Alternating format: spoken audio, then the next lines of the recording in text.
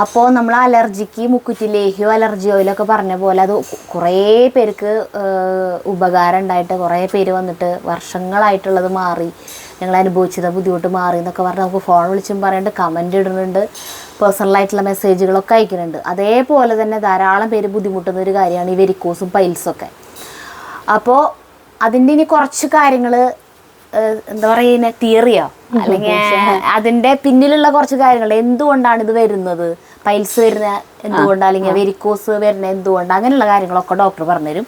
പിന്നെ നമ്മളിത് കൺക്ലൂഷനിലേക്ക് പോവാണ്. അപ്പോൾ ഇത് എങ്ങനെ കഴിക്കണം എന്നുള്ള കാര്യങ്ങളൊക്കെ പറഞ്ഞു തരാം. അപ്പോൾ എങ്ങനെയാണ് ഇത് വരുന്നത്, ഇത് വരാൻ കാരണം എന്താ? ഈ പൈൽസും വെരിക്കോസ് വെയിനും രണ്ടും ഒരേ വിഭാഗമാണ്. ഏട്ടനും അനിയനാന്നൊക്കെ വേണമെങ്കിൽ പറയാം, രണ്ടുപേരും. അതിന് ഹെമറോയിഡ് എന്നുള്ളൊരു വിഭാഗത്തിലാണ് മോഡേൺ സയൻസ് അതിനെ പെടുത്തിയിരിക്കുന്നത്. അതിന് കാരണമായിട്ട് പറയുന്നത് കുറെ നേരം ഇരിക്കുക, കുറെ നേരം നിൽക്കുക. അപ്പൊ പൈൽസ് അറിയാലോ, എയ്നസിലുള്ള വെയിൻ ഉണ്ടല്ലോ, എയ്നൽ വെയിൻ, അതിൽ വരുന്ന ഇൻഫ്ലമേഷൻ ആണ് ഈ പൈൽസ്. അത് കുറെ ഒരേ സമയം പോലെ ഇരുന്ന് ജോലി ചെയ്യുന്ന ആളുകൾക്കൊക്കെയാണ് അത് കൂടുതലായിട്ട് കാണുന്നത്. അതുപോലെ തന്നെ വെരിക്കോസ് വെയിൻ കാണുന്നത് മിക്കവാറും ഏറെ നേരം നിന്ന് ജോലി ചെയ്യുന്ന ആൾക്കാരുണ്ട്. നമ്മുടെ അല്ലൻ ചേട്ടന് ആള് ഇതാണല്ലോ, ചുമട്ട് തൊഴിലാളിയാണല്ലോ, യൂണിയനിലാണ്. അപ്പൊ ഈ കൊറേ ഇങ്ങനെ നിക്കണ്ടി നടക്കേണ്ടി വരും ആൾക്ക്. പിന്നെ ഈ അട്ടികൾ, ചാക്കിന്റെ അട്ടികളിലേക്ക് കേറി കേറി പോണം ഈ ചൂടും പിടിച്ചിട്ട്. പക്ഷെ ആൾക്ക് വേദനയില്ല, അതുകൊണ്ട് ആള് ചെയ്യണില്ല, കാലം നിറയെ തടിച്ചു നിൽക്കുന്നുണ്ട്. അതാണ് ഏറ്റവും ഒരു ഇത്. എന്താ വെച്ചാല് ഇത് കാണുമ്പോ കുറെ പേരെങ്കിലും ഈ വെരിക്കോസ് വെയിൻ ഉണ്ട് എന്ന് പറഞ്ഞിട്ട് മരുന്ന് കഴിക്കാൻ നിൽക്കും. ശരിക്കും അതിന്റെ ആവശ്യമില്ല കേട്ടോ, ചെയ്താൽ മതി. സാധാരണഗതിയിൽ നമുക്ക് 3 തരത്തില് വെയിൻസ് ഉണ്ട്. ഒന്ന് സൂപ്പർഫിഷ്യൽ ആയിട്ടുള്ള വെയിൻസ് ഉണ്ട്, ഡീപ്പ് വെയിൻസ് ഉണ്ട്. ഇതിനെ രണ്ടും കൂടി കണക്ട് ചെയ്യുന്ന വെയിൻസും ഉണ്ട്. ഇതിൽ ഈ സൂപ്പർഫിഷ്യൽ ആയിട്ട് കാണുന്ന, പെരിഫറൽ ആയിട്ട് കാണുന്ന വെയിൻസിൽ ഉണ്ടാകുന്ന ഇൻഫ്ലമേഷൻ ആണ് ഈ ഹെമറോയിഡ്സ്, അല്ലെങ്കിൽ ഈ കാലിൽ ഞരമ്പ് തടിക്കുക, വെരിക്കോസ് വെയിൻ എന്നൊക്കെ പറയുന്നത്. ചില ആളുകൾക്ക് ശരീരപ്രകൃതം തന്നെ അങ്ങനെയായിരിക്കും. കാലിലൊക്കെ ഇങ്ങനെ ഞരമ്പൊക്കെ തടിച്ച്, ചെറുപ്പത്തിലെ തന്നെ കുട്ടികൾക്ക് തന്നെ കാണാം തടിച്ചു നിൽക്കുന്ന പ്രകൃതം ഉണ്ടാവും. അങ്ങനെയുള്ളവർക്ക് തന്നെ മരുന്നൊന്നും കഴിക്കേണ്ട ആവശ്യമില്ല. അത് വേദന വരിക, കഴപ്പ് വരിക, അതിൽ വ്രണങ്ങൾ വരിക, അങ്ങനെയൊക്കെയുള്ള കാലിന് കഴപ്പ്, നിൽക്കാനും ഇരിക്കാനൊക്കെ ബുദ്ധിമുട്ട്, ഇങ്ങനെയൊക്കെ വരുമ്പോഴാണ് അത് അതിൻ്റെ ഉള്ളിൽ ഇൻഫ്ലമേഷൻ ഉണ്ട്, അത് പ്രശ്നമായി എന്നുള്ള സ്റ്റേജ് ആവുന്നത്. ഇനിയിപ്പോ പറയും ഇനി അങ്ങനെ ആവാതിരിക്കാൻ വേണ്ടി മുമ്പേ മരുന്ന് കഴിക്കണോന്ന്. അങ്ങനെ ആവാതിരിക്കാൻ മുമ്പ് മരുന്നല്ല കഴിക്കേണ്ടത്, ഭക്ഷണമാണ് വ്യത്യാസപ്പെടുത്തേണ്ടത്. അപ്പൊ ഇത് നമ്മൾ ആലോചിക്കുമ്പോൾ ഒരു കാര്യം, ഈ നിന്ന് ജോലി ചെയ്യുന്ന ആയിരക്കണക്കിന് ആൾക്കാരുണ്ട്, ലക്ഷക്കണക്കിന് ആൾക്കാരുണ്ട്, അവർക്ക് എല്ലാവർക്കും വെരിക്കോസ് വെയിൻ വരുന്നില്ല. അതുപോലെ പൈൽസും ഇരുന്ന് വർക്ക് ചെയ്യുന്ന 100 കണക്കിന് ആൾക്കാരുണ്ട്. ഇപ്പൊ ഒരു ഓഫീസിൽ നോക്കിക്കഴിഞ്ഞാൽ രാവിലെ 10 മണി തൊട്ടിട്ട് 5 മണി വരെ ഇരുന്ന് വർക്ക് ചെയ്യുന്ന കുറെ അധികം പേരുണ്ട്. പക്ഷെ അതിലൊരു 10% പൈൽസ് വരുന്നുള്ളൂ. അപ്പൊ എന്തുകൊണ്ടാണ് അങ്ങനെ വരുന്നതെന്ന് ഒരു ക്വസ്റ്റ്യൻ ആണ് സത്യത്തില്. അതുകൊണ്ട് മോഡേൺ തിയറി എന്താ വെച്ചാൽ അതൊരു ഓട്ടോ ഇമ്മ്യൂൺ ഡിസീസ് ആണെന്ന് പറയുന്നത്. അതായത് നമ്മുടെ ബ്ലഡ് വെസൽസ് ഉള്ളിലെ ആ ബ്ലഡ് വെസൽസ് എന്ന് പറഞ്ഞാൽ വെയിൻസിന്റെ ഉള്ളിലെ സെൽ അതിനെതിരായിട്ട് പ്രവർത്തിക്കുന്നു. അതായത് ഇത് ഒരു ഫോറിൻ ബോഡിയാന്നുള്ള രീതിയിൽ പ്രവർത്തിച്ച് അതിൽ ഇൻഫ്ലമേഷൻ വരുത്തുന്നു. അങ്ങനെ അതൊരു ഓട്ടോ ഇമ്മ്യൂൺ ഡിസീസ് ആയിട്ടാണ് പൈൽസ് വരുന്നത്, അല്ല വെരിക്കോസ് വെയിൻ വരുന്നത് എന്നുള്ളൊരു തിയറി ഇപ്പൊ ഉണ്ട്. എന്തൊക്കെ പറഞ്ഞാലും ഇത് വയറിന്, ഭക്ഷണത്തിന് ഇത് വലിയ പങ്കുണ്ട്. ആയുർവേദം നമ്മൾ നോക്കുമ്പോൾ അത് വയറാണ് ശരിക്കും അതിനെ കറക്റ്റ് ചെയ്യുന്നത്. അപ്പൊ 2-3 തരം കാരണങ്ങൾ ഉണ്ടാവാം നമുക്ക് ഇതിന് പിന്നില്. ഒന്ന്, ശരിയായ രീതിയിലുള്ള ഭക്ഷണം അല്ലാത്ത വിരുദ്ധാഹാരങ്ങൾ ധാരാളം കഴിക്കുക, അമിതമായ ഭക്ഷണം കഴിക്കുക, അതൊക്കെ ഉണ്ടല്ലോ, അങ്ങനെയുള്ള കാരണങ്ങളൊക്കെ ഉണ്ടാവാം. പിന്നെ ചില ആളുകൾക്ക് ഗ്ലൂട്ടൻ അലർജി ഉണ്ട്. അതായത് ഇപ്പോൾ ഗോതമ്പ്, മൈദയിലൊക്കെ ഗ്ലൂട്ടൻ എന്ന് പറഞ്ഞ ഒരു പ്രോട്ടീൻ ഉണ്ട്, ആ വലിച്ചിൽ വരുന്നത്, അതിന് അലർജി ഉണ്ട്. പാലിന് കുറെ പേർക്ക് അലർജി ഉണ്ട്, മിൽക്ക് പ്രോട്ടീൻസ്. അപ്പൊ ഈ പാല് നിർത്തിയാല്, അതുപോലെ തന്നെ ഇതുപോലെ ഗ്ലൂട്ടൻ നിർത്തിയാലൊക്കെ പലർക്കും ഇത് മാറും, അവർക്ക് മരുന്നിന്റെ ആവശ്യമില്ല. പിന്നെ ഭക്ഷണത്തിൽ ധാരാളം നാരുകൾ അടങ്ങിയിട്ടുള്ളതൊക്കെ ഉൾപ്പെടുത്തുക, നല്ലോണം വെജിറ്റബിൾസ് ഉൾപ്പെടുത്തുക, ധാരാളം വെള്ളം കുടിക്കുക. ഈ പൈൽസും വെരിക്കോസ് വെയിനും ഉള്ള ആളുകളോട് ചോദിച്ചു കഴിഞ്ഞാൽ നമ്മൾക്കുള്ള ഒരു അനുഭവമാണ് കേട്ടോ, മിക്ക ആളുകൾക്കും ഉള്ളൊരു പ്രശ്നം എന്താ വെച്ചാൽ വെള്ളം കുടിക്കില്ല മര്യാദയ്ക്ക്. അപ്പൊ അവരുടെ തൂക്കത്തിനനുസരിച്ച് 25 കിലോ തൂക്കത്തിന് 1 ലിറ്റർ വെള്ളം എന്നുള്ള കണക്കിന്, 50 കിലോ തൂക്കമുള്ള സരിത 2 ലിറ്റർ വെള്ളം കുടിച്ചിരിക്കണം മിനിമം. ആ രീതിയിൽ വെള്ളം കുടിക്കുക. പലപ്പോഴും നമുക്ക് അറിയില്ല നമ്മുടെ ശരീരം ശരിക്കും നമ്മൾ തൊണ്ട വരളുമ്പോ മാത്രമാണ് വെള്ളം കുടിക്കുന്നത്. അതല്ലെങ്കിലും അപ്പൊ നമ്മൾ എന്താ ചെയ്യേണ്ടത് വെച്ചാൽ അത്ര ലിറ്റർ വെള്ളം എടുത്തു വെക്കുക, എന്നിട്ട് അത് കുടിച്ചുകൊണ്ടിരിക്കുക ഇടയ്ക്കിടയ്ക്ക്. ഒരു 10-15 മിനിറ്റ് കൂടുമ്പോൾ ഒരു 2-3 കവിള് വെള്ളം വായിൽ കുറച്ചു നേരം പിടിച്ച് കുടിക്കുക. അപ്പൊ തന്നെ വ്യത്യാസം അറിയാൻ പറ്റും. അപ്പൊ ഇത് ഈ രക്തക്കുഴലുകളിൽ ഇങ്ങനെ ഇൻഫ്ലമേഷൻ വരുന്നതും അതില് വെയിൻസും ആർട്ടറിയും തമ്മിലുള്ള വ്യത്യാസമൊന്നും പറയേണ്ട ആവശ്യമില്ലല്ലോ. കാരണം കാലിൽ വെരിക്കോസ് വെയിൻ വരുന്നത് ഒന്ന് കാലിൽ വരും, എയ്നസിൽ വരും, ഈസോഫേഗസിൽ വരും, അതുപോലെ തന്നെ ഈസോഫേഗസിലൊക്കെ അസുഖങ്ങൾ, ലിവറിനൊക്കെ അസുഖമുള്ളവർക്കൊക്കെയാണ് വരാറുള്ളത്. പിന്നെ പുരുഷന്മാർക്ക് സ്ക്രോട്ടത്തിൽ പ്രശ്നങ്ങളിൽ വരും, അതിനെ വെരിക്കോസീൽ എന്ന് പറയും. പലപ്പോഴും ഈ കുട്ടികളില്ലാത്തതൊക്കെ വരുമ്പോൾ അവർക്ക് വെരിക്കോസീല എന്നൊക്കെ കേട്ടിട്ടുണ്ടല്ലോ. അപ്പൊ ഇതൊക്കെ വരുന്ന അങ്ങനെയുള്ള സ്വഭാവം ഉള്ള, പാരമ്പര്യമായിട്ടും ചിലർക്ക് കാണുന്നുണ്ട്. അത് പാരമ്പര്യമായിട്ടുള്ള ഭക്ഷണം തന്നെയാണെന്നുള്ളതാണ് എന്റെ തിയറി. നമ്മുടെ അച്ഛനും അമ്മയും നമ്മളെ ശീലിപ്പിച്ച ഭക്ഷണമാണല്ലോ നമ്മൾ കഴിക്കുന്നത്. അപ്പൊ പാരമ്പര്യമായിട്ട് നമ്മൾ കൊണ്ടുവരുന്നത് നമ്മുടെ ഫുഡ് പ്ലേറ്റ് ആണ്. അപ്പൊ അതിൽ വ്യത്യാസപ്പെടുത്തിയാൽ തന്നെ കുറെ കാര്യങ്ങൾ മാറ്റിക്കളയാം. ഇതുപോലത്തെ അസുഖങ്ങളൊക്കെ ഒരു മരുന്നും ഇല്ലാണ്ട് തന്നെ മാറ്റാം. അപ്പൊ ഈ വെയിൻസിൽ ഈ ഉള്ളില്, നമ്മുടെ വെയിൽസിന്റെ ഉള്ളിലുള്ള ലീഫ്ലെറ്റ് വാൾവ്സ് എന്ന് പറഞ്ഞ വാൾവ്സ് ഉണ്ട്. ആ വാൾവ് കാലിന്റെ മസിലുകളുടെ സങ്കോച വികാസങ്ങളും ചേർന്നിട്ടാണ് ബ്ലഡിനെ മുകളിലേക്ക് വിടുന്നത്, കയറി പോകുന്നത്. അതായത് താഴത്തേക്ക് ബ്ലഡ് ഹാർട്ടിൽ നിന്ന് പെട്ടെന്ന് അങ്ങോട്ട് എത്തും. മുകളിലേക്ക് കയറി വരണമെങ്കിൽ നമ്മുടെ കാലിന്റെ മസിൽസിന്റെ മൂവ്മെന്റ്സും, അതുകൊണ്ടാണ് വാക്കിംഗ് ഒക്കെ നല്ലതാണെന്ന് പറയുന്നത്, മൂവ്മെന്റ്സും അതിങ്ങനെ വരുമ്പോൾ ഈ ബ്ലഡ് കുറച്ച് മുകളിലേക്ക് കയറും. അപ്പൊ ഇങ്ങനെ അടിച്ചടിച്ചും ബ്ലഡിനെ മുകളിലേക്ക് കയറ്റുന്നു. താഴത്തേക്ക് പോവാതിരിക്കാൻ ഈ വാൾസ് ഇങ്ങനെ നിൽക്കും, അടയും. കാലക്രമേണ എന്തുണ്ടാവും വെച്ചാൽ ഈ വാൾസ് കേടുവരും, ലീഫ്ലെറ്റ് വാൾസ്. അപ്പൊ അത് കേടുവരുമ്പോൾ താഴത്തേക്ക് അങ്ങ് പോകും. അപ്പൊ പ്രഷർ കൂടിയിട്ടാണ് ഇതിന്റെ ഉള്ളില്. അപ്പൊ താഴത്തേക്ക് പോവാതിരിക്കാൻ വേണ്ടി വെയിൻസ് എന്ത് ചെയ്യും? ചുരുണ്ടുകൂടും.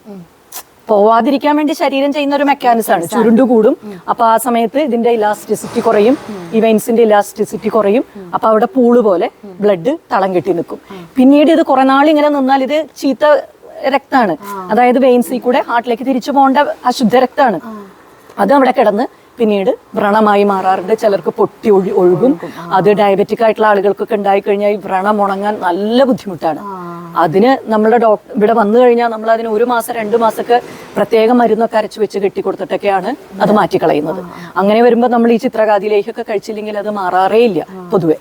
ഇതിന് മോഡേൺ സയൻസിൽ കുറെ പുതിയ ചികിത്സകളുണ്ട്. ഇപ്പോൾ മുമ്പ് തന്നെ ലേസർ ചികിത്സകളുണ്ട്. പിന്നെ ഇപ്പോൾ ഒരു ഗം വെച്ചിട്ട് അതിന്റെ ഉള്ളിൽ വെച്ച് ഒട്ടിക്കുന്ന ചികിത്സയൊക്കെ ഇപ്പൊ ഉണ്ട്. പിന്നെ അതുപോലെ തന്നെ സർജറി ചെയ്ത് വെയിൻ റിമൂവ് ചെയ്യണതുണ്ട്. ഇതൊക്കെ തന്നെ ഉണ്ടായാലും നമ്മുടെ അവിടെ വരുന്ന ആൾക്കാർ അതിനൊരു 70-80% റിസൾട്ട് ഉണ്ടെന്ന് പറയുകയാണെങ്കിലും നമ്മളുടെ ഹോസ്പിറ്റലിൽ വരുന്ന ആൾക്കാർ മിക്കവരും ഈ ചികിത്സയൊക്കെ കഴിഞ്ഞിട്ട് 2ാമതും 3ാമതും ഇത് വന്ന ആൾക്കാരാണ്. അത് പൈൽസ് ആയാലും വെരിക്കോസ് വെയിൻ ആയാലും വെരിക്കോസീലായാലും. അപ്പൊ ഇത് എങ്ങനെയാണ് ഇത് വരുന്നത് എന്നുള്ളത് അറിഞ്ഞു. നമ്മുടെ ഈ മരുന്നുകൾ എങ്ങനെയാണ് ഇതില്, അത് പറയാൻ പറ്റുമോ? ആയുർവേദ മരുന്നുകൾ എങ്ങനെയാണ് അതിന് വർക്ക് ചെയ്യണമെന്നുള്ളത് പറയാൻ വളരെ ബുദ്ധിമുട്ടാണ്. പ്രധാനമായിട്ടും ഇത് വയറിൽ നിന്നാണെന്ന് ഞാൻ പറഞ്ഞല്ലോ. നമ്മുടെ ഒരു തിയറി പ്രകാരം അങ്ങനെയാണ്. വയറാണ് ഇങ്ങനത്തെ അസുഖങ്ങളുടെ ഒക്കെ പ്രധാനപ്പെട്ട പ്രശ്നം. അത് ഒന്നാമത് തന്നെ അറിയാം. മിക്കവാറും പൈൽസ് ഉള്ള ആളുകൾക്കും വെരിക്കോസ് വെയിനുള്ള ആളുകൾക്കും എന്നും വയർ അപ്സെറ്റ് ആയിരിക്കും. അവരുടെ ദഹനം ശരിയാവില്ല. മലബന്ധക്കാരായിരിക്കും മിക്കവാറും പേര്. അപ്പൊ ഇവർക്ക് പൈൽസ് ഉള്ള ആളുകൾക്ക് ഇത് അറിയുന്നത് തന്നെ മലബന്ധം വന്നിട്ട് വരും, ഇങ്ങനെ ബ്ലഡ് പോകാൻ തുടങ്ങുമ്പോഴൊക്കെയാണ് അറിയുന്നത്. അല്ലെങ്കിൽ അവിടെ തടിപ്പ് വരുമ്പോഴൊക്കെയാണ് അവർ അറിഞ്ഞു തുടങ്ങുന്നത് തന്നെ. അതിപ്പോ വെരിക്കോസ് വെയിൻ ഉള്ളവർക്കും അതേ അവസ്ഥകളുണ്ട്, ഈ മലബന്ധം ഉണ്ടാവുക എന്നുള്ളത്. അപ്പൊ നമ്മുടെ മരുന്ന് കഴിക്കുമ്പോൾ പെട്ടെന്ന് ഉണ്ടാവുന്ന ഒരു റിസൾട്ട്, പോമാ ടാബ്ലറ്റ് കഴിക്കുമ്പോൾ ഒരു 3-4 ദിവസങ്ങൾക്കുള്ളിൽ തന്നെ ശോധന കറക്റ്റ് ആവും, അവരുടെ വളരെ കൃത്യമാവും, ഗ്യാസ് ഫോർമേഷൻ കുറയ്ക്കും. അപ്പോൾ നമുക്ക് പെട്ടെന്ന് അറിയാൻ പറ്റുന്ന ഒരു സംഭവം, അവരുടെ ദഹനം ശരിയാവും. പിന്നെ ഈ ഗ്യാസ്ട്രൈറ്റിസ് ഒക്കെ കുറയും. അതുപോലെ മലബന്ധം കുറയും. അതാണ് ഉമാ ടാബ്ലറ്റ് കഴിക്കുമ്പോൾ ആദ്യം നമുക്ക് ഉണ്ടാകുന്ന ഒരു വ്യത്യാസം. പിന്നെ കാലിലെ കഴപ്പ്, തരിപ്പ് ഒക്കെ ഉള്ളതൊക്കെ മാറും. ഒരു 10 ദിവസം 15 ദിവസം കഴിക്കുമ്പോഴേക്ക് തന്നെ അത് കുറയും. ഇതിപ്പോ 20 വർഷത്തോളമായിട്ട് മാർക്കറ്റിലുള്ളതാണ് ഉമാ ടാബ്ലറ്റ്. മിക്കവാറും പേർക്ക് അറിയാം. കേരളത്തിൽ വളരെ കുറച്ച് ഡോക്ടർമാരാണ് ഇത് പ്രിസ്ക്രൈബ് ചെയ്യണുള്ളൂ. കാരണം ആദ്യകാലങ്ങളിൽ നമ്മളിതിൽ പരസ്യം കൊടുത്തിരുന്നു അതുകൊണ്ട്. പക്ഷെ കേരളത്തിന് പുറത്ത് ധാരാളം ഡോക്ടർമാർ പ്രിസ്ക്രൈബ് ചെയ്യുന്ന മരുന്നാണ്. നമുക്ക് ഏറ്റവും നന്നായിട്ട് എല്ലാ മെഡിക്കൽ ഷോപ്പുകളിലും കിട്ടും. അതെ, എല്ലാ മെഡിക്കൽ ഷോപ്പിലും കിട്ടും ഇത്. അപ്പോ ആ പരസ്യം കൊടുത്തതുകൊണ്ടാണ് അത് അധികം പേര് പ്രിസ്ക്രൈബ് ചെയ്യാത്തത്. അപ്പൊ ഈ മരുന്ന് കഴിച്ചിട്ട് ഈ വെരിക്കോസ് വെയിൻ പൂർണ്ണമായിട്ട് മാറിയിട്ടുള്ള ആയിരക്കണക്കിന് ആൾക്കാരുണ്ട് കേട്ടോ.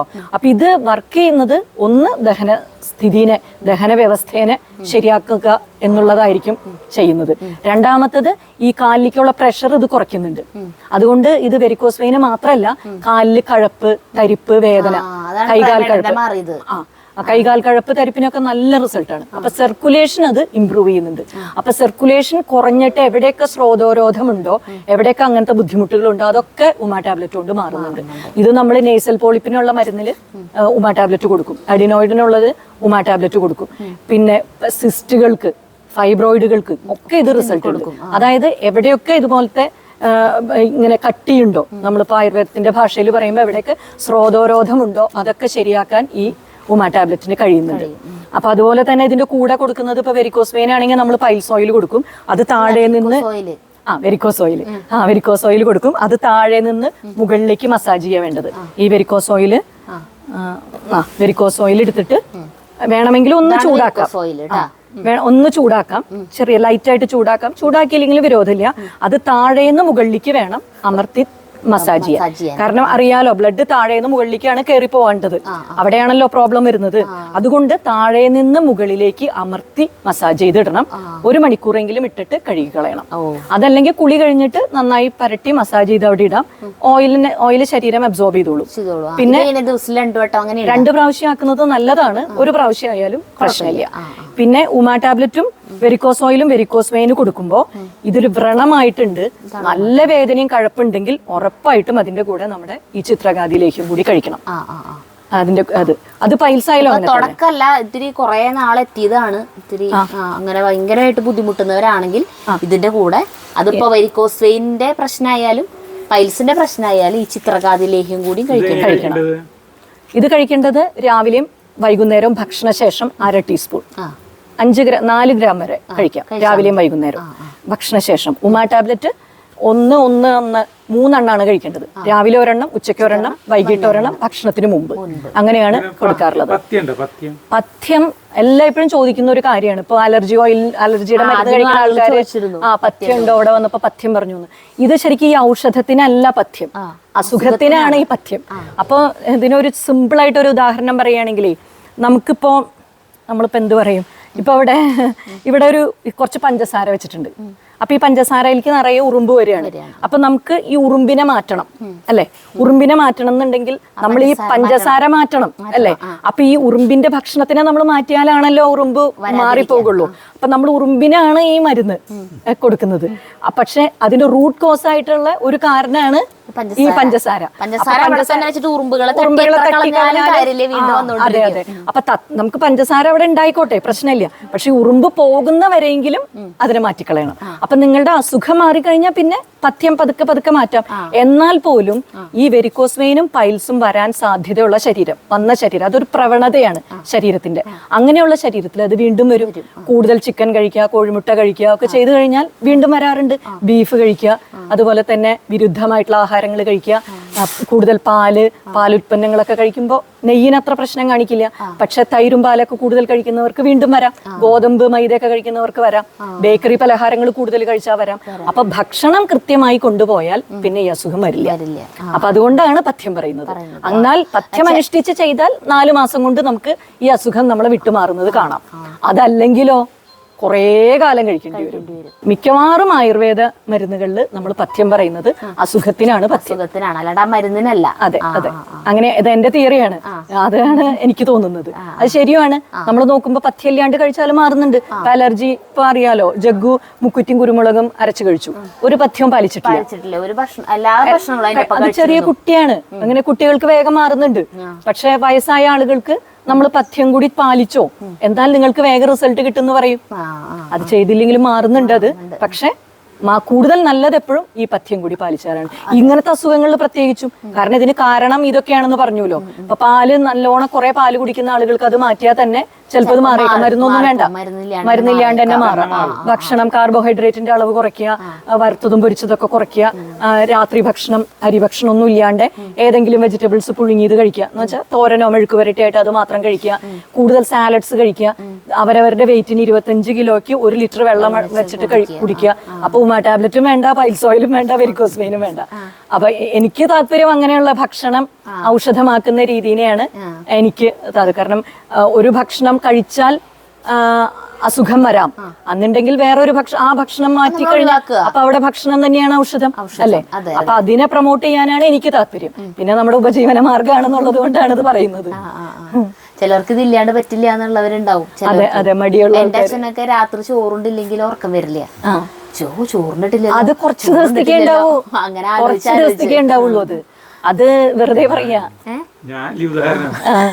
ചോറ് കഴിക്കുക ഇല്ലാണ്ട് ഉറക്കം. ചോറ് അങ്ങനെയാണ് ചേട്ടാ. അതൊരു മാനസിക പ്രശ്നമാണ്. കുറച്ച് അതിന് ഏറ്റവും നല്ലത് എന്താ അറിയോ, നമ്മളുടെ അവിടെ വന്ന് താമസിക്കുക 15 ദിവസം. അപ്പൊ നമ്മുടെ ഭക്ഷണം തരും. ചാടിപ്പോവും. 15 ദിവസം കഴിയുമ്പോ മറക്കും. ഇല്ല, 15 ദിവസം നമ്മൾ ജയിലിലിട്ട പോലെ അല്ലേ ഇടുക. 15 ദിവസം കഴിയുമ്പോ അതാവും.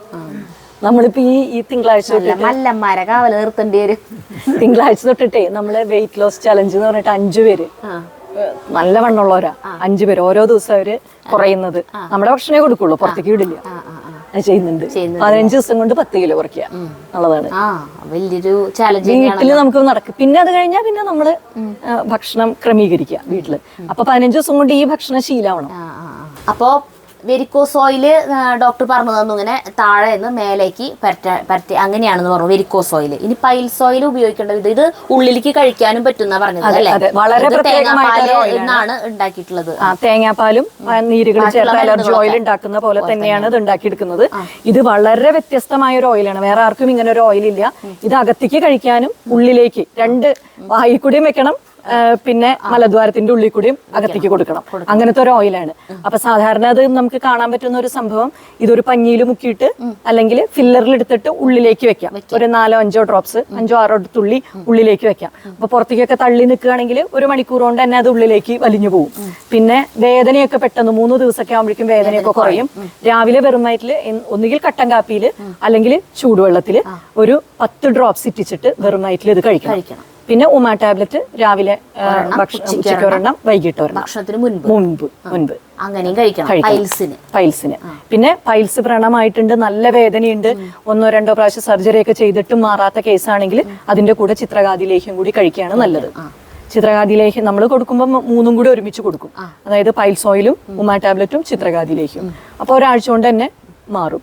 സർജറി ഒക്കെ തീരുമാനിച്ച ആളുകൾക്ക് അത് ഒരാഴ്ച കൊണ്ട് തന്നെ ഒരു 50% റിസൾട്ട് ഒരാഴ്ച കൊണ്ടൊക്കെ കിട്ടും.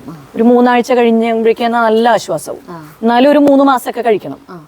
പിന്നെ ഭക്ഷണം ശ്രദ്ധിക്കണം, കണ്ടമാനം വലിച്ചു വാരി തിന്നാതിരിക്കുക. ചിക്കനൊക്കെ പരമാവധി ഒഴിവാക്കുക. അതെ, കുറെ മസാലയൊക്കെ ചേർത്തിട്ടുള്ള ഭക്ഷണങ്ങൾ ഒഴിവാക്കുക. അതെ, മസാലകൾ ചേർക്കേണ്ടി വരുന്നത് ഇത് ദഹിപ്പിക്കാനാണല്ലോ, ചിക്കനൊക്കെ ദഹിപ്പിക്കാനാണല്ലോ. വെരിക്കോസ് ഓയിലും ഉമാ ടാബ്ലറ്റും കഴിക്കുന്നതിന്റെ ഒപ്പം തന്നെ എക്സസൈസും കൂടി ഉണ്ട്. ആ എക്സസൈസും കൂടി ചെയ്താൽ നല്ലതാണ്, കൂടുതൽ നല്ലതാണ്. ചേട്ടൻ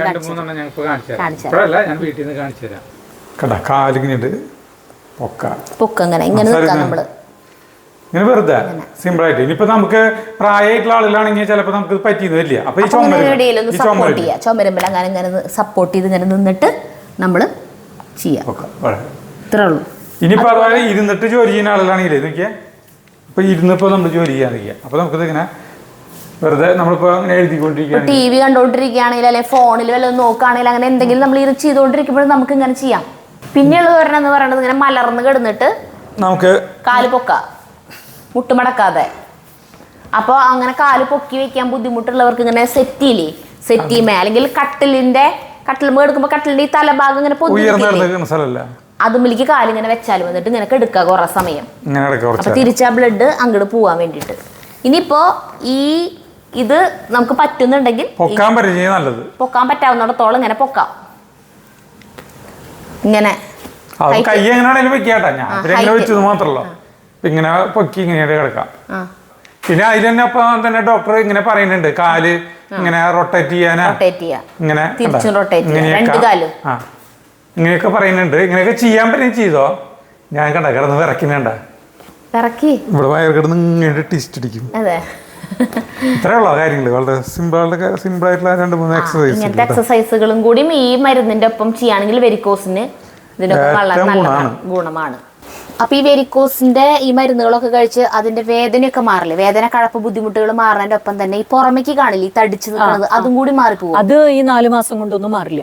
ചില ആളുകൾക്ക് നന്നായി മാറുന്നുണ്ട്. ഇപ്പൊ ഗർഭാവസ്ഥയിൽ കുറെ പേർക്ക് വെരിക്കോസ് വെയിൻ വരും. അത് ചിലപ്പോ ഇത് 3-4 മാസം ഉപയോഗിക്കുമ്പോൾ തന്നെ പുറമേക്കുള്ള ഇഫക്റ്റ് ഒക്കെ മാറുന്നുണ്ട്.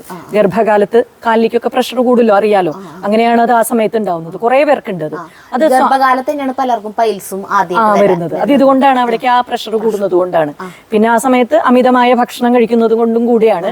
എക്സസൈസ് വളരെ കുറയ്ക്കും ആ സമയത്ത്. നടക്ക പോലും ഇല്ല, കുറെ അധികം കഴിക്കും, നടക്ക പോലും ഇല്ല. അതുകൊണ്ടാണ്. പിന്നെ ഈ കാലിനുള്ള വ്യായാമം വളരെ അത്യാവശ്യമാണെന്ന് പറഞ്ഞല്ലോ. അതുകൊണ്ടാണ് നമ്മൾ ഈ 2-3 എക്സസൈസ് കാണിക്കാം എന്ന് പറഞ്ഞത് അതിന്. അപ്പൊ അതില്ലാതിരിക്കുന്നതുകൊണ്ടാണ്. അതുകൊണ്ട് നടക്കണം. ഈ പ്രശ്നങ്ങളുള്ളവരൊന്നും നടക്കുന്നത് വളരെ നല്ലതാണ്. അപ്പോ ഈ പുറമേക്കുള്ള ഈ കോസ്മെറ്റിക് ഇഫക്റ്റ് ഉണ്ടല്ലോ, അതിന്റെ ഒരു അത് അങ്ങനെ പെട്ടെന്നൊന്നും പോവില്ല. ബുദ്ധിമുട്ടുകൾ, വേദന കഴപ്പൊക്കെ 4 മാസം കൊണ്ട് കംപ്ലീറ്റ് ആയിട്ട് മാറും. ചില ആളുകൾക്ക് മാറും, പ്രത്യേകിച്ചും ഗർഭാവസ്ഥയിൽ വന്ന ആളുകൾക്ക് 90% മാറും. പുറമേക്കുള്ള തടിച്ചു നിൽക്കുന്നതൊക്കെ മാറും. പ്രായമായ ആളുകൾക്ക് മാറില്ല. പിന്നെ കറുത്തൊക്കെ കെടുക്കുന്നത്, അതാ ചീത്ത രക്തം കെട്ടി നിന്നിട്ടാണ് ആ ഭാഗത്തെ സെൽസ് ഒക്കെ പിന്നെ കേടുവന്ന് സ്കിന്നൊക്കെ കേടുവന്ന് ബ്ലാക്ക് കളറൊക്കെ ആയത്. അതൊക്കെ ഒരു 5-6 മാസം ഈ ഓയിൽ തേക്കുമ്പോഴേക്കും കംപ്ലീറ്റ് ആയിട്ട് മാറിപ്പോകും. പൂമ ടാബ്ലറ്റ് മാത്രമാണ് നമുക്ക് മെഡിക്കൽ ഷോപ്പുകളിൽ കിട്ടുള്ളൂ കേട്ടാ. ബാക്കിയുള്ളതൊക്കെ ഫ്ലിപ്കാർട്ട്, ആമസോൺ, പിന്നെ നമ്മുടെ SBMന്റെ ഈ ലിങ്ക് ഉണ്ടല്ലോ, വെബ്സൈറ്റിന്റെ ലിങ്ക്, അതിലും കിട്ടും. എന്താ നമ്മൾ വെരിക്കോസ് ഓയില് തുടങ്ങിയ സമയത്ത് നമുക്ക് മാത്രമേ ഉണ്ടായിരുന്നുള്ളൂ. ഇപ്പൊ കുറെ പേർക്ക് വെരിക്കോസ് ഓയിൽ എത്ര വർഷമായിട്ടുള്ള പ്രോഡക്റ്റ്? 20 വർഷമായി തന്നെ, 18 വർഷം 17 വർഷമൊക്കെ ആയിട്ടുണ്ട്. അപ്പൊ അന്ന് നമുക്ക് മാത്രമേ ഉണ്ടായിരുന്നുള്ളൂ. പക്ഷെ ഇപ്പൊ കുറെ കമ്പനിക്കാർക്ക് ഉണ്ട്. അപ്പൊ അതുകൊണ്ട് നമ്മളിത് മെഡിക്കൽ ഷോപ്പിൽ വെക്കാതായി. നമ്മുടെ വെബ്സൈറ്റിലും ആമസോണിലും ഫ്ലിപ്കാർട്ടിലും മാത്രമേ കിട്ടുള്ളൂ. SBM varicose oil, SBM piles oil എന്ന് പറഞ്ഞിട്ട് പറയണം. അപ്പൊ അത് ഫ്ലിപ്കാർട്ടിലും ആമസോണിലും ഈ വെബ്സൈറ്റിലും കിട്ടും.